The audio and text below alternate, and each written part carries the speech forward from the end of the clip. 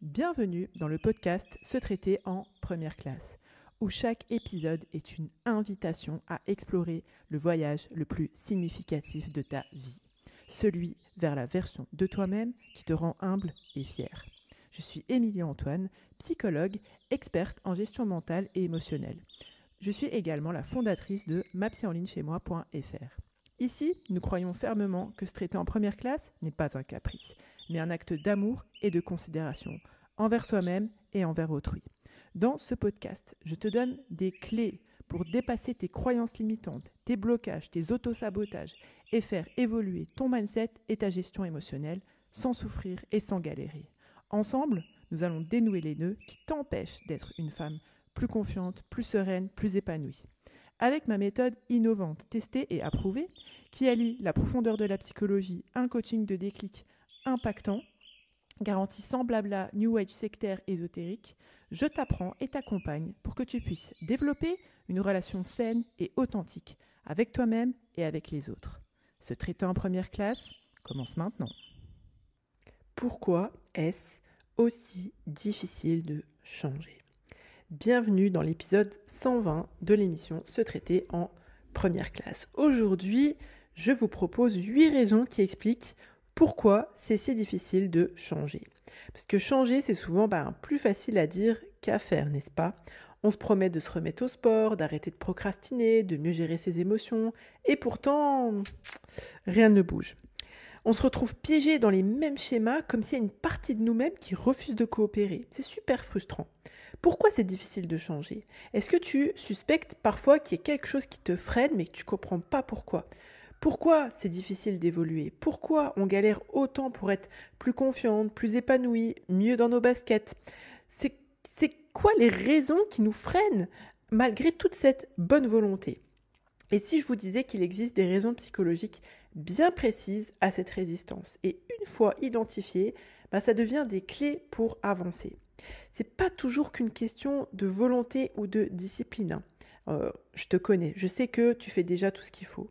Non, il s'agit de comprendre et d'apprivoiser les mécanismes de notre cerveau qui nous maintiennent en fait dans cette zone de confort, mais je devrais plutôt dire, si tu me connais, j'en parle tout le temps, la zone des morts vivants. Et dans ce podcast, on va plonger ensemble dans ces freins invisibles, plus ou moins inconscients, qui nous empêchent souvent de changer. Je vais vous donner des explications simples et surtout des exemples concrets du quotidien. Tu vas repartir avec de la perspective pour comprendre tes blocages et enfin commencer à te traiter en première classe. Alors, sans plus attendre et sans transition, la première raison que je voulais partager avec toi, c'est la peur de l'inconnu. Parce que des fois, la nouveauté, elle nous fait un peu trembler. Quand on décide de changer, on se confronte à une incertitude. Et cette incertitude-là, c'est un petit peu comme si elle activait quelque chose dans notre cerveau. Parce que notre cerveau, il est programmé pour nous protéger de ce qu'il conçoit, qu'il perçoit comme des dangers potentiels, y compris ce qu'on imagine. Et ça, on appelle ça en psychologie le biais de négativité.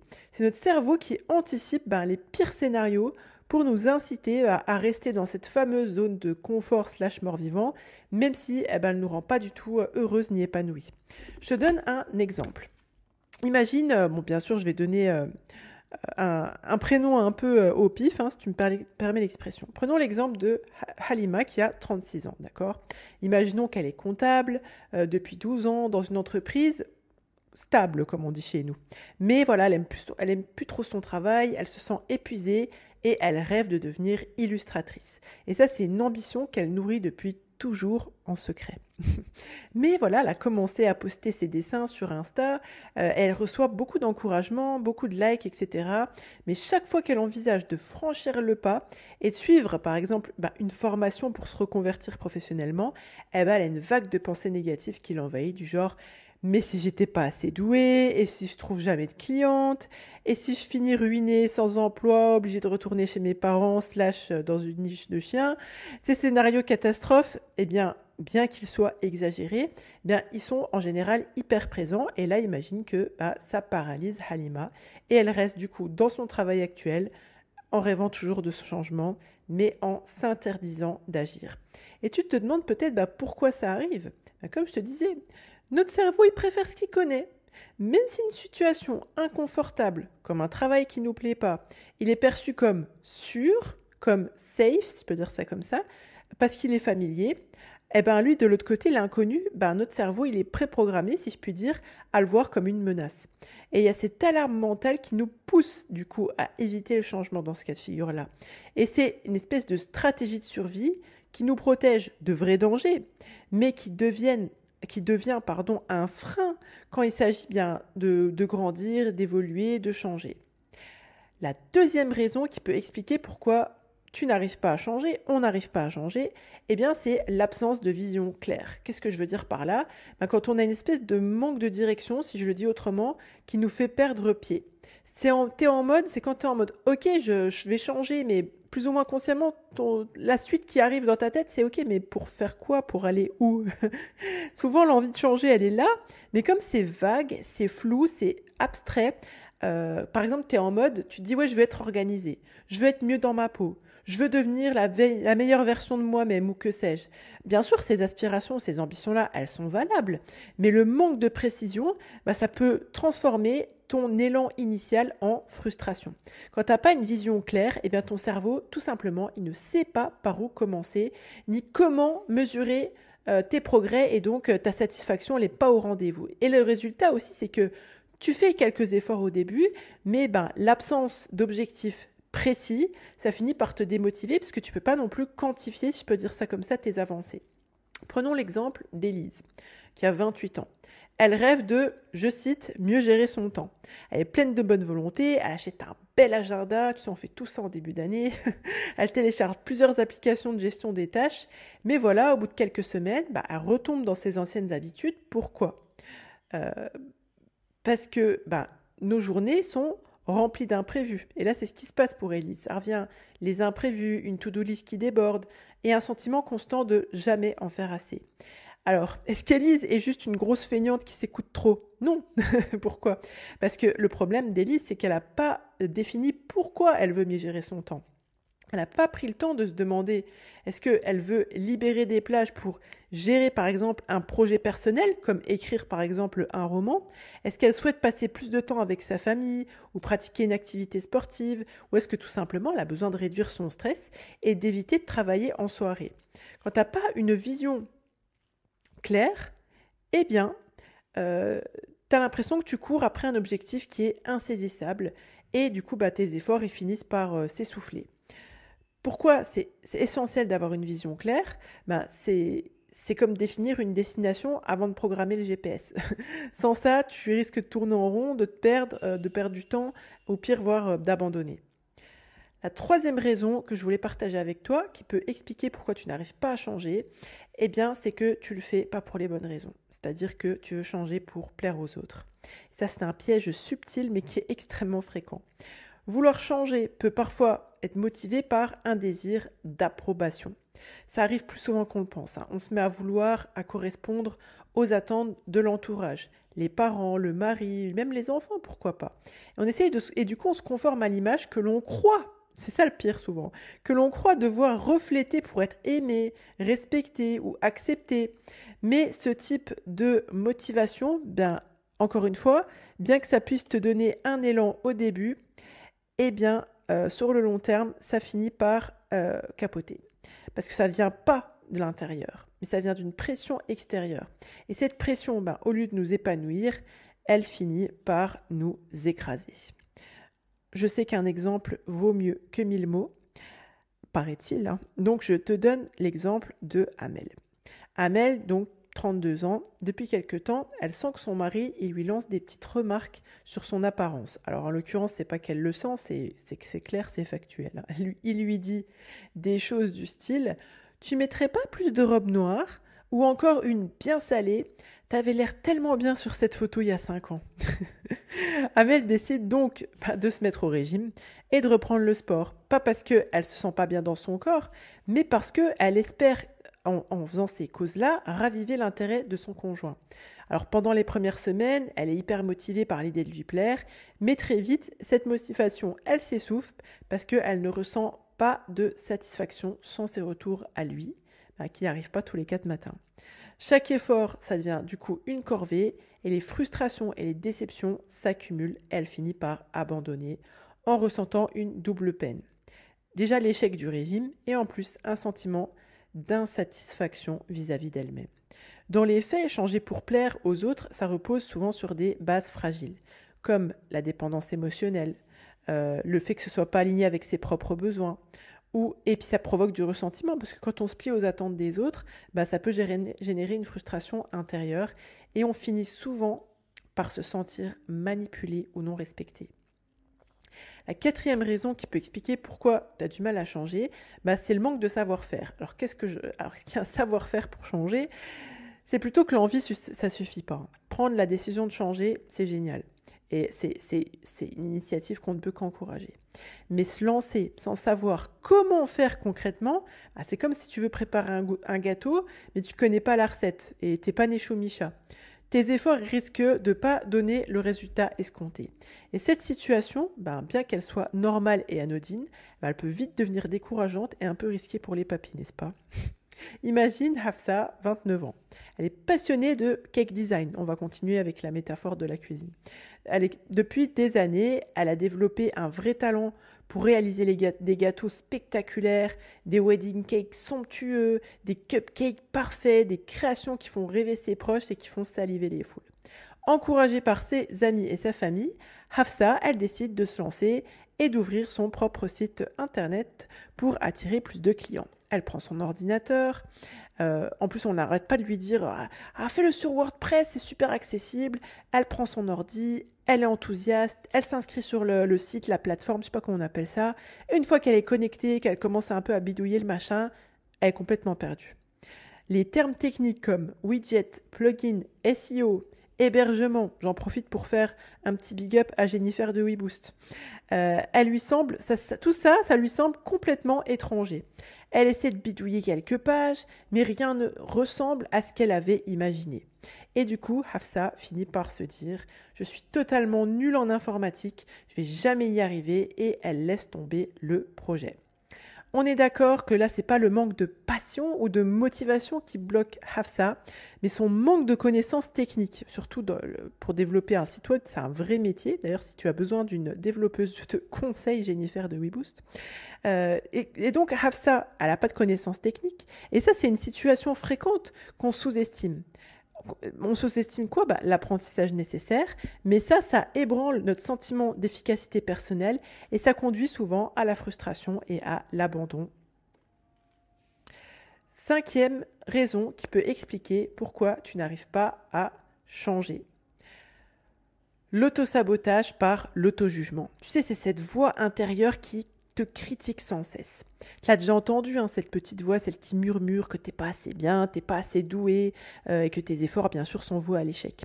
Et cette voix, bien qu'intérieure, elle a, si je puis dire, un pouvoir immense. Elle sape ta confiance, elle alimente les doutes, elle finit par t'immobiliser comme une statue de jardin, figée sous la pluie, sauf que t'as pas l'air aussi décoratif qu'un nain qui sourit avec une lanterne. On appelle ça l'autosabotage par l'auto-jugement. Au lieu de t'encourager, cette voix-là, elle devient ta propre critique et celle qui est la plus dure, évidemment. Et à force, tu risques de croire cette voix, tu risques de croire qu'elle a raison. Et pour rendre cela un petit peu concret, on va regarder le cas de Fanta, 45 ans, qui a décidé d'apprendre l'arabe, la langue de sa religion. Elle s'est inscrite à des cours en ligne, elle s'est procuré des livres, elle a téléchargé des applications pour s'entraîner tous les jours. Au début, elle est pleine d'enthousiasme. Mais rapidement, la petite voix intérieure, crois-moi qu'elle ne l'a pas oubliée, elle commence à se manifester. Après quelques erreurs en conjugaison, elle se dit « t'arriveras jamais, c'est trop tard pour toi ». Quand elle écoute les exercices audio, elle pense « ton accent il est horrible, tu devrais arrêter ». Et quand elle voit d'autres élèves progresser plus vite qu'elle, elle conclut « elles sont naturellement plus douées, pas moi ». À force d'entendre et d'écouter ces critiques internes, Fanta, elle commence à se décourager. Ces sessions d'apprentissage, elles deviennent de moins en moins fréquentes jusqu'à ce qu'elle abandonne complètement. Et comme si ça suffisait pas, elle se reproche d'avoir lâché en mode Voilà encore une chose que tu n'as pas réussi à faire. Et l'auto-jugement vient souvent d'un perfectionnisme inconscient, je vous en ai déjà parlé. On se fixe des attentes super élevées, impossibles à atteindre. Chaque petite erreur, elle est perçue comme une preuve d'échec. Et ce processus, forcément, il se renforce. Parce que la peur de l'échec, la comparaison constante aux autres et le refus d'accepter l'apprentissage comme un chemin fait d'erreurs, ça nous pousse à abandonner avant d'avoir réellement progressé. La 6e raison qui peut expliquer pourquoi tu as du mal à changer, c'est que tu as la peur de perdre l'amour ou d'être rejeté. Qu'est-ce que j'entends par là ? Changer, ça implique parfois de bouleverser un petit peu un équilibre peut-être fragile dans nos relations. Ça peut signifier sortir d'un rôle qu'on a toujours tenu avec l'entourage, que ce soit le rôle de la personne toujours disponible, de l'ami qui dit oui à tout, ou de la partenaire qui fait passer les besoins des autres avant les siens. Et c'est là que réside le vrai dilemme. Le changement peut être perçu comme une menace dans toi, ce que tu perçois avec tes relations. Si tu te demandes plus ou moins consciemment que, si tu te dis, plus ou moins consciemment que si tu changes, que tu deviens, entre guillemets, une personne différente, est-ce que les gens vont toujours m'aimer encore ? Je te donne un exemple concret, je sais que tu raffoles de ça. Imagine Catherine, 38 ans, bien sûr j'ai donné des âges complètement au pif, elle aspire à une relation de couple qui est plus complice, plus équilibrée, où ses besoins et ses envies sont mieux pris en compte. Depuis des années, elle a pris l'habitude de prendre en compte uniquement les désirs de son mari, sans même lui parler des siens. Imagine le truc. Elle choisit que des activités qu'il préfère, organise les repas selon ses goûts. Dans l'absolu, il n'y a rien de mal à ça, on est d'accord. Mais le truc, c'est qu'elle évite de parler des sujets importants pour pas créer de tension. C'est ce qu'elle se dit, elle. Mais aujourd'hui, Catherine, elle commence à ressentir un manque profond. Elle rêve d'une connexion plus authentique, mais si tu ne donnes rien qui vient de toi, tu ne peux pas connecter avec l'autre s'il n'y a que l'autre qui prend de la place. Elle voudrait pouvoir s'affirmer, partager ses envies, sans craindre de déranger, entre guillemets. Mais chaque fois qu'elle envisage de s'exprimer davantage ou de poser une limite, elle a peur. Et si ça le contrariait ? Et s'il m'aimait moins ? Si j'étais plus la Catherine qu'il connaît ? Et le résultat, c'est qu'elle reste dans ce rôle de partenaire parfaitement effacé, en étouffant ses vrais désirs, et le sentiment de frustration grandit, sans parler de la relation qui, du coup, n'est pas du tout basée sur la complicité. Et pourquoi cette peur, elle est si paralysante ? Vous me direz peut-être. D'abord, il faut savoir que cette peur, elle est profondément humaine. L'amour, l'approbation, c'est des besoins fondamentaux. On craint que tout changement dans notre comportement puisse créer des conflits, altérer l'image que l'autre a de nous, ou pire encore, entraîner un rejet émotionnel et la perte de l'amour ou de la proximité de ceux qui comptent pour nous. La 7e raison que je voulais partager avec toi, c'est la méfiance envers qui ? Envers la personne que tu pourrais devenir. Changer, c'est se transformer. C'est adopter des nouvelles habitudes, parfois des nouvelles valeurs, et dans certains cas, un nouveau mode de vie. Mais cette transformation, elle n'est pas toujours perçue comme une amélioration.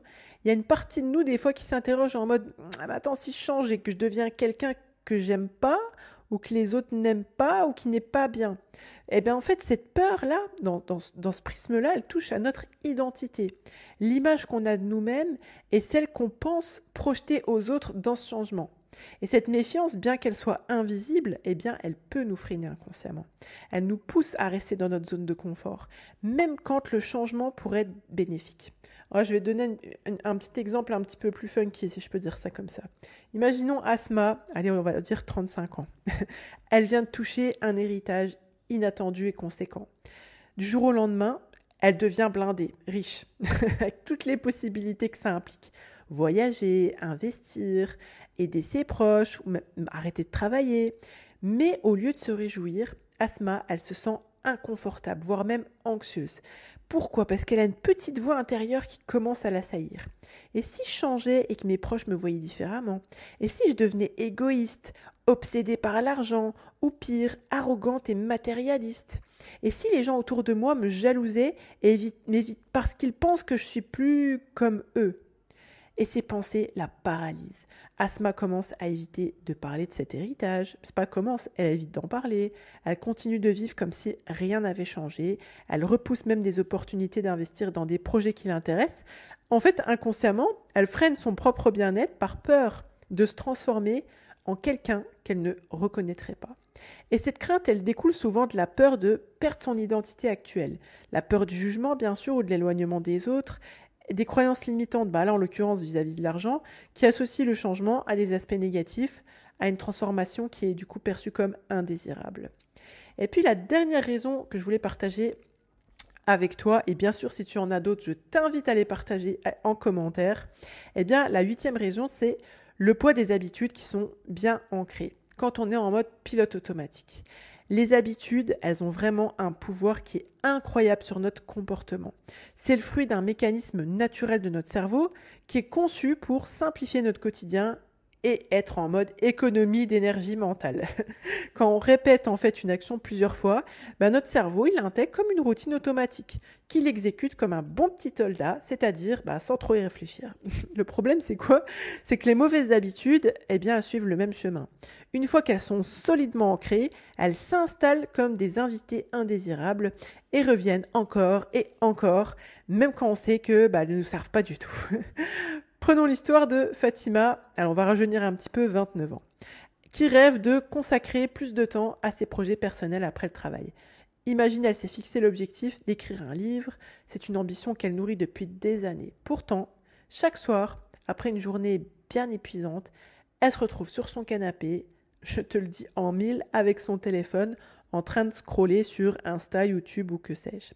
Au début, elle se dit, c'est bon, juste 5 minutes, le temps de me détendre.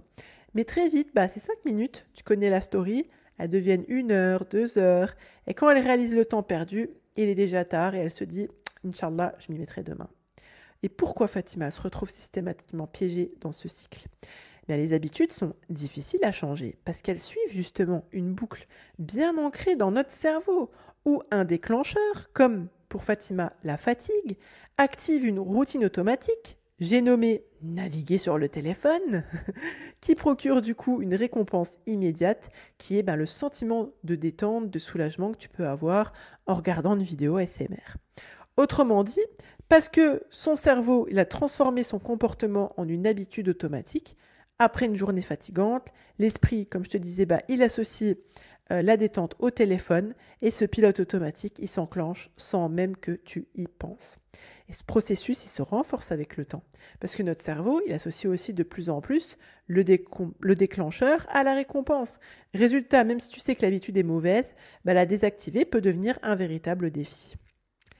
En conclusion, et je fais une petite pause dans ce podcast pour remercier toutes les personnes qui nous envoient des DM sur Insta, soit sur Émilie-Antoine-, soit sur @mapsy en ligne chez moi, les mails qu'on reçoit, les commentaires sur les articles de blog, sur YouTube. Un grand merci pour tous vos encouragements, tous vos témoignages de tout ce que l'émission Se traiter en première classe a pu vous apporter. Ça me fait extrêmement plaisir et ça fait extrêmement plaisir à toute l'équipe. Donc un grand merci pour tous vos retours. En conclusion de cet épisode, quand tu es en mode j'arrive pas à changer, t'as compris, le challenge c'est de t'autoriser à devenir toi-même. Et c'est possible. Il faut que tu puisses intégrer que se traiter en première classe commence maintenant. Parce que changer, c'est pas tant une question de devenir quelqu'un d'autre. Mais t'as vu, c'est plutôt de s'autoriser à redevenir authentique, à être une version de soi qui se cale plus, qui écoute plus les doutes, les peurs, les attentes des autres. C'est plutôt d'être aligné avec ses propres ambitions, ses propres choix, ses actions, sur ce qui nous apporte en fait de la cohérence, de la sérénité, de la sécurité, de l'épanouissement et de la confiance. Les freins que tu rencontres, ils sont pas là en mode condamné pour rester figé. Essaye de les concevoir comme des messages de ton esprit, de ton âme, de ton cœur qui demandent à être écoutés, à être compris, à être pris en considération et à être dépassés. Ces résistances que tu rencontres, ça ne définit pas ton potentiel du tout. Parce qu'avec les bonnes stratégies, tous ces signaux-là, ils peuvent devenir des tremplins vers une vie qui est plus alignée avec qui tu es vraiment. Et ce voyage, ce cheminement vers le changement, ou plutôt, j'ai envie de dire, vers l'authenticité, puisque c'est pas tant qu'on change, ce que je répète toujours au bootcampus de MapsyCampus, c'est qu'on devient vraiment qui on est en fait. Et ça nécessite pas de reprendre tout d'un coup, ni de viser une perfection illusoire, pas du tout. Il s'agit plutôt de se reconnecter à qui on est, à nos valeurs profondes, et d'adopter cette attitude de bienveillance envers nous-mêmes, de compréhension, et de construire petit à petit une vie basée sur ce qui nous convient réellement. Et si on dit dramatiser? Car oui, des doutes surgiront encore parfois. Oui, les vieilles habitudes, elles vont tenter de faire leur petit retour en douce. Et c'est là que s'autoriser à se traiter en première classe, ça prend tout son sens. Et ça commence par reconnaître que tu as le droit de sortir des schémas dictés par tes peurs, tes croyances limitantes, de les guérir, de les dépasser. Et toi, dis-moi en commentaire, quelle sera ta première étape pour changer, pour devenir vraiment authentiquement toi-même? J'ai hâte de t'accompagner dans ce beau voyage vers une vie plus confiante, plus sereine, plus épanouie. Pense bien que tu es la première personne à bénéficier du crédit que tu accordes à ton existence. Je vous ai présenté le podcast Se traiter en première classe, ta dose hebdomadaire pour te construire le mindset d'une femme épanouie et en phase avec ses valeurs et ses principes. Chaque semaine, je déboule pour te donner des explications impactantes et des conseils concrets pour que tu puisses vivre en fonction de tes aspirations, de tes ambitions, et tu l'as compris, pas en fonction de tes peurs, de tes croyances limitantes et de tes blocages. À bientôt, bye bye. Si tu es prête à donner un tournant à ta vie et à embrasser pleinement l'idée de te traiter en première classe, je t'invite à rejoindre MapsyCampus. C'est le pas décisif vers une version de toi-même plus sereine, plus confiante, plus épanouie. Sur MapsyCampus, tu commenceras par découvrir les fondations de la maîtrise mentale et de la gestion émotionnelle, posant ainsi les bases saines de ton évolution. Ensuite, tu embarqueras sur un voyage transformateur qui te révélera comment accueillir ton unicité et cultiver une paix intérieure face aux défis de la vie. Tu apprendras à forger de la confiance et à vivre en harmonie avec ta nature profonde, tout en affirmant tes convictions, tes valeurs, tes principes avec bien plus d'assurance. Tu recevras les clés pour prendre des décisions judicieuses et structurer ta vie de façon à ce qu'elle reflète fidèlement tes aspirations, tes valeurs et tes principes. Tu seras guidé vers la maîtrise de ta sérénité intérieure et l'expression de ta grâce naturelle. Je te fournirai, étape par étape, une méthode pour devenir une femme non seulement capable d'agir conformément à ses ambitions, mais aussi de célébrer son épanouissement personnel, professionnel et spirituel. Avec ma méthode alliant la profondeur de la psychologie à un coaching de déclic garanti sans blabla, New Age sectaire ésotérique, tu passeras de la théorie à la pratique, te dotant des outils nécessaires pour une évolution tangible. Et c'est sans risque. Si après avoir activement participé et suivi tous les modules, les rendez-vous individuels, les rendez-vous groupés de coaching, de cercle, en live ou en replay, et planter les graines des exercices proposés, tu ne constates aucune amélioration, nous nous engageons à te rembourser intégralement. Le seul risque que tu prends en nous rejoignant sur MapsyCampus, c'est de te transformer en une version plus épanouie, plus confiante, plus sereine de celle que tu es. Pour commencer ce voyage transformationnel, rends-toi sur mapsyenligne-chez-moi.fr/MapsyCampus, MapsyCampus. Ensemble, sur MapsyCampus, nous allons débloquer ton potentiel et te guider vers une version de toi inspirée et inspirante. Tu es la première personne à bénéficier du crédit que tu accordes à ton existence. À très bientôt sur MapsyCampus.